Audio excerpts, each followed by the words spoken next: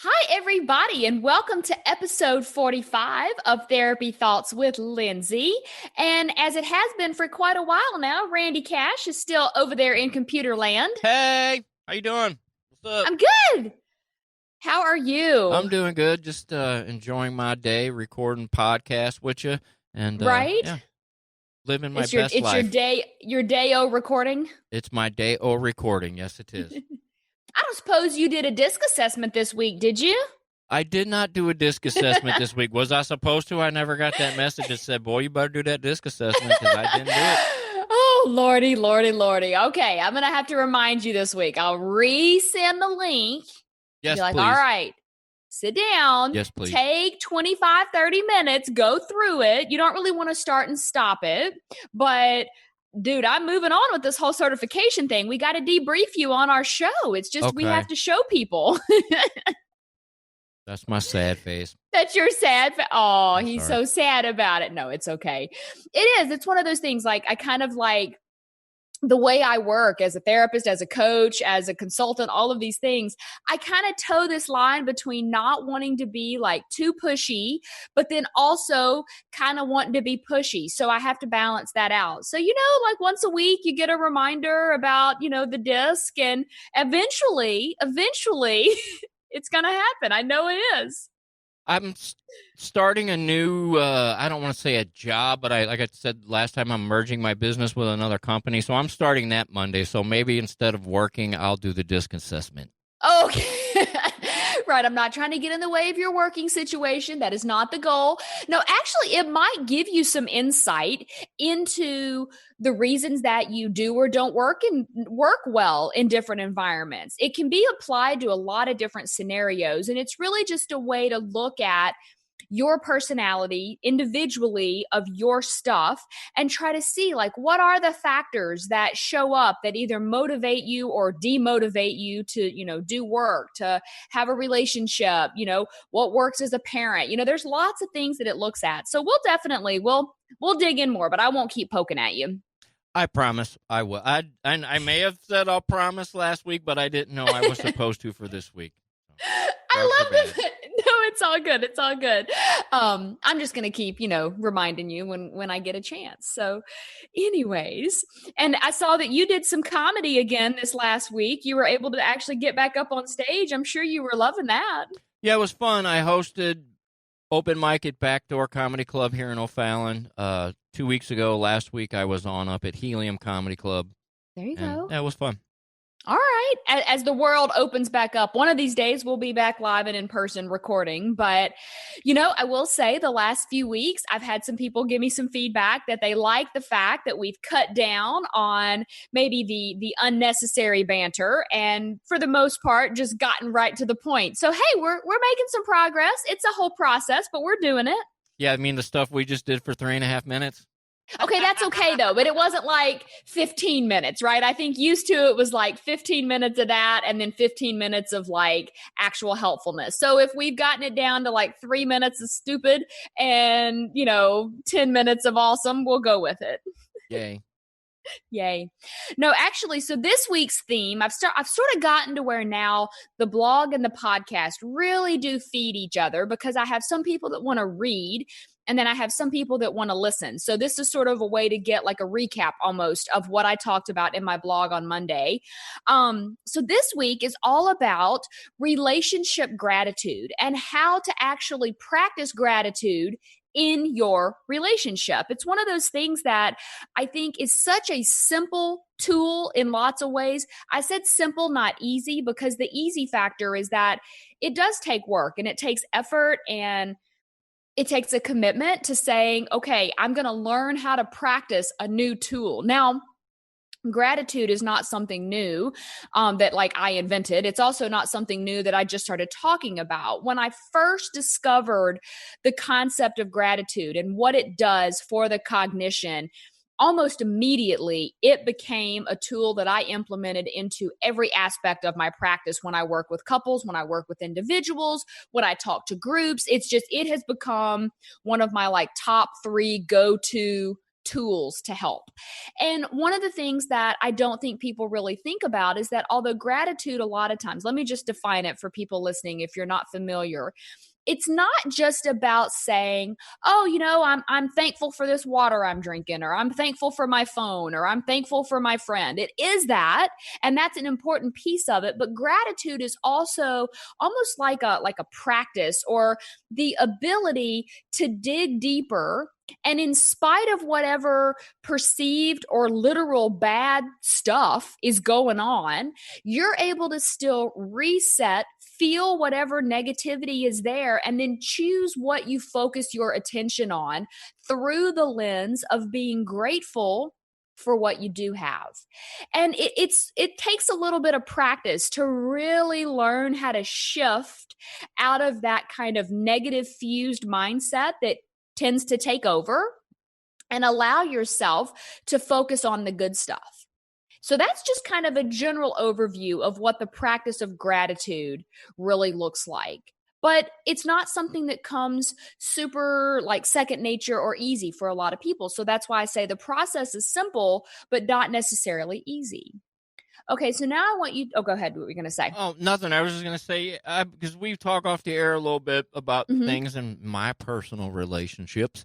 And I've been very good lately about expressing to my current partner that things like, most recently I remember saying, like, you're very sweet to me, and I really appreciate how nice you are to me, and I don't recall many people being as nice to me as you are. Does that count? Yeah, it does. It does. It's like so you're kind of making my point of how you can use gratitude in a relationship, right? So let's say that, have you ever heard that idea? If you look for problems, you'll find them.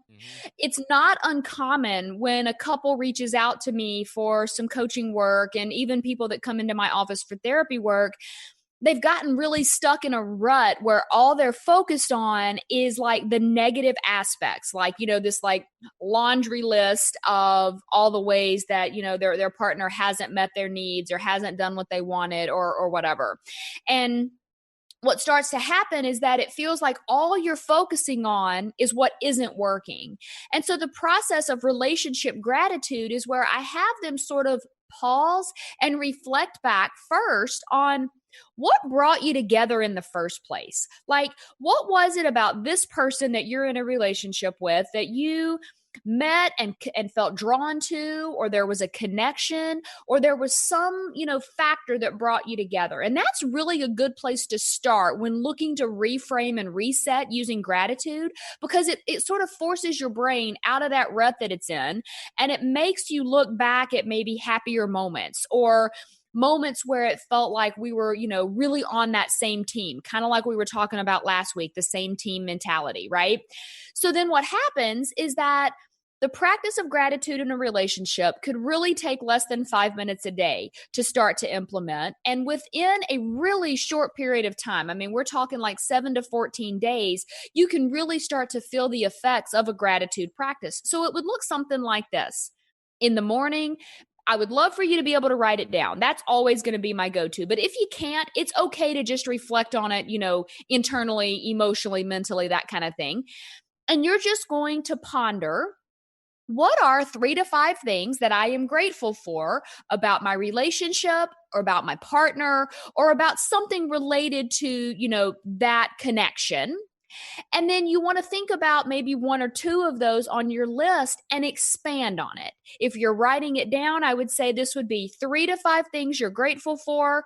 Pick 2 of them, circle it, whatever you got to do, and then write a sentence or 2 about each one. That entire practice could take less than 5 minutes. Honestly, when I do this in my own life, it sometimes takes me less than a minute to really just jot those things down real quick. And so people will always say, well, what if I can't come up with 3 to 5? Just start with 1. If it feels so at odds that your relationship does not feel on the same track like you want it to be, and it's very difficult for you to kind of flex that gratitude muscle, so to speak, just start with writing down one thing. Also, ideally, you would have, different things each day that you write down. But again, if it feels like you can't come up with different things, continue to reflect on the ones that you can come up with and allow yourself to really feel and embody that practice of gratitude where you are simply being grateful for that connection or grateful for your relationship and trying to get your brain to focus in on the good stuff in spite of whatever bad stuff might be there. Yeah, as you said, because when you focus on negative things, that's all you're going to see are the negative Mm-hmm. things. And when you do, like you're saying, write these things down, you'll Mm-hmm. put yourself in that positive frame of mind. And then you might think of things that you appreciate about this Mm-hmm. person you didn't think of at the top of your brain. The Yes. more that you think about it, the deeper you get into that kind of thinking. Absolutely. That's a great point. And that's exactly what I mean is it's like, way leads on to way. If I wake up every day and I have my same routine and I don't change anything about what I'm doing, then the outcome or the output that is, sort of showing up in my life is going to look the same. It's not going to change. It's not going to shift. So anytime we get into a relationship rut where it feels like we're constantly doing the same input, we need to recognize that we're going to have the same output for as long as we are not changing something. And so a gratitude practice is a really simple way to do this. And I've seen it really, really work in relationships. There's definitely people that will question my method or question my, sort of idea when I say this is how I want you to practice it. And then they come back or they, we have a video session, whatever it is. And they go, wow, I did not expect that to really work. Now, the reason I say I would love for you to write it down is that there is a different, like, kind of cognitive processing that occurs when you go from thinking it to writing it versus just thinking it, right? There's like a some kind of solidification that sort of happens where it feels like you're actually connecting more to the emotion behind it. The other thing is that when we write stuff down, we tend to be um more direct, a little bit less with like fluffy words that may not be necessary to get our point across. And especially if we have a limited amount of time that we're doing this activity in, we're not going to sit there for a long time and really dwell on it. We're going to kind of get it out of the queue, so to speak, in your brain, write it down. And then it's really awesome sometimes if you have like a journal or even just a stack of paper that you write on to go back on some interval, be it like maybe once a month or once a quarter, and just sort of notice what trends are emerging. Do you find yourself writing down some similar ideas from day to day, even if it's different individual things? Maybe it's all related to a way that your partner shows up for you, or love languages that sort of emerge in the relationship. Sometimes it can also give you some really good talking points for when you would want to actually go and have some of those courageous conversations to maybe let your partner in on what you're thinking. Because it's not just about the gratitude that you're expressing with yourself and kind of taking note of. It's also about, like what you were saying, Randy, being able to go to your partner and say, I'm really grateful for you for this, and this, and it's sort of a way to refocus those attention kind of moments on the goods rather than what isn't working. Yeah, 100%. I'll say for me personally, writing, like now with comedy, I write pen to Mm-hmm. paper, as they say, all the time, which I haven't done in years prior to this. In the way that it helps me recall the information that I'm trying to memorize, it also takes me down like different avenues that I would not have probably Mm-hmm. gone to if I was just thinking, and just writing Mm-hmm. it out. And not to mention that I have to write out a list to make myself remember the things I need to do every day. And that also helps. Yeah, absolutely. Just the whole process of writing down is a great thing. And so if you're listening and you're like, I don't know how to do this, just don't overwhelm yourself. Give yourself permission to try something new and don't give up on the process right away. It's like you've probably been doing the same thing day in and day out for however long. It's not going to reverse itself or, create a new way of thinking overnight. It's going to take a little bit of consistency. And with the gratitude practice, consistency is the key.